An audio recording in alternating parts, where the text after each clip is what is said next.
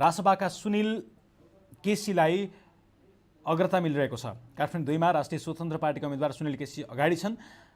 त्यस्तै काठमाडौँ 9 मा रासपाका डोल प्रसाद अर्याल अगाडि छन्। काठमाडौँ 9 मा राष्ट्रिय स्वतन्त्र पार्टीका उम्मेदवार तथा उपसभापति डोल प्रसाद अर्याल अगाडि छन्, उनले लिड गरिरहेका छन्। त्यस्तै दाङ क्षेत्र नम्बर 1 मा पनि रासपाका देवराज पाठकले अग्रता लिइरहेका छन्। म्याग्दीमा स्वतन्त्र उम्मेदवार महावीर पुनले अग्रता लिइरहेका छन्। रूपन्देही 3 मा रासपाका उम्मेदवार डाक्टर लेग्जिङ थापाले अग्रता लिइरहेका छन्। स्याङ्जा 1 मा नेपाली काङ्ग्रेसका भरतराज ढकाल 6 मतले अगाडि छन्।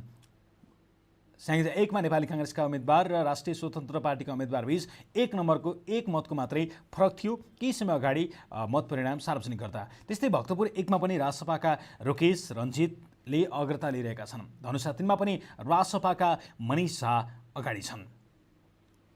यो बीचमा काठमाडौँ क्षेत्र नम्बर 10 को पछिल्लो मत परिणाम अपडेट भएको छ। यहाँ दक्षिणकालीको वडा नम्बर 1, 2, 3, 4 र 5 को कुल मत परिणाम गर्दा राष्ट्रिय स्वतन्त्र पार्टीले 4231 मत प्राप्त गरेको छ भने नेपाली काङ्ग्रेसले 696 मत प्राप्त गरेको छ।